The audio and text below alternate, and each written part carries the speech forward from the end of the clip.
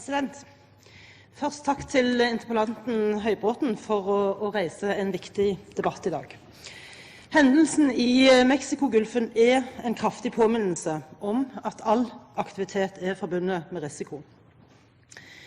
Det en tragisk hendelse som både har kostet menneskeliv og forårsaket utslipp av olje i Gulfområdet, og det forventes store skader på den amerikanske Gulfkysten i kjølvannet av disse utslippene.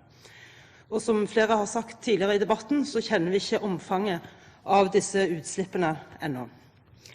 Dette en alvorlig situasjon, og fra vårt ståsted det viktig at vi nå får fulgt med på etterforskningen, slik at vi kan lære av det som har skjedd.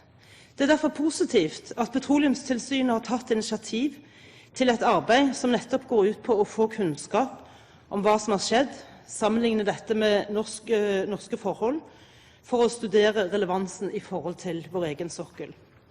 I tillegg har OLF, Oljeindustriens Landsforening, engasjert det norske Veritas til en tilsvarende studie, nettopp for å se om det kan være paralleller til norsk sokkel, og det viktige arbeidet selskapene selv gjør for å forbedre sikkerheten og hensynet til miljøet. Det ikke så lenge siden Petroleumstilsynet friga en rapport som viser at det en del sikkerhetsrutiner på norsk sokkel som ikke har vært fulgt. Det synliggjør at vi uavhengig av uhellet i Mexicogolfen også har en jobb å gjøre på hjemmebane i disse spørsmålene. Og vi har et ansvar for alle de menneskene som har sitt arbeid offshore og den sårbarheten de har i forhold til fare for uhell. Men ulykken i Mexicogolfen en kraftig påminnelse til oss alle om betydningen av gode sikkerhetsrutiner, strenge krav med flere barrierer og selvfølgelig også en høy oljevernberedskap dersom uhellet først skulle være ute. Forholdene i Norge noe annerledes enn i Mexicogolfen. Det har vært ukontrollerte utblåsinger på norsk sokkel også, nemlig Bravo-ulykken, men det har aldri vært utblåsinger under leteboring. I Norge har vi noen andre krav. Blant annet så har det siden 1993 vært påbud om såkalte akustiske brytere, som en ventil på havbunnen som kan fjernstyres. I tillegg så det for eksempel i områdene utenfor Lofoten og Vesterålen ikke så store vanndyp og så høye trykk som i Mexicogolfen. Det norske Veritas har hatt en gjennomgang av 23 registrerte hendelser i de siste 20 årene, fra 1987 til 2007.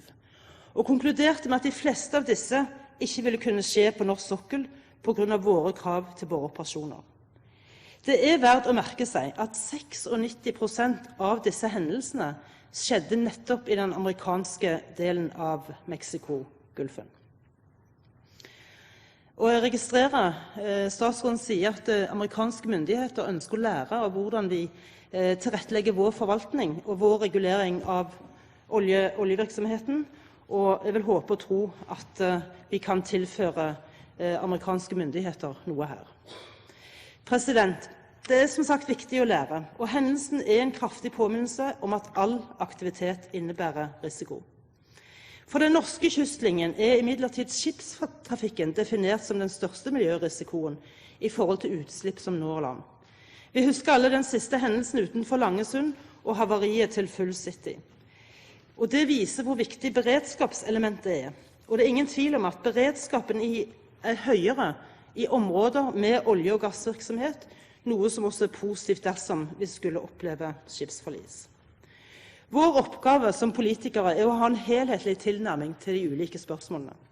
I spørsmål om olje- og gassutvinning i områder som defineres som sårbare, det derfor viktig å sørge for at risikoen for uønskede hendelser kommer så nær null som mulig gjennom strenge reguleringer. Videre det viktig med gode kontrollrutiner og sanksjoner dersom reguleringen ikke følges opp av de ulike aktørene. Dette for å redusere risikoen for utslipp. Høyre mener at vi kan balansere en bærekraftig olje- og gassvirksomhet mot miljøhensyn, fiskeriinteresser, reiseliv og andre interesser. I tillegg det viktig med en helhetlig tilnærming for også å kunne se fordelene for samfunnet med økt aktivitet, for videreutvikling av kompetanse, industri, bosetting i blant annet vår nordlige landsdel, inntekter til kommunene i nord og derigjennom videreutvikling av velferdstilbudene til innbyggerne. Men det som viktig og utfordringen nå å lære av den hendelsen i Mexicogolfen og se på hvilken måte vi kan forbedre våre egne reguleringer ytterligere.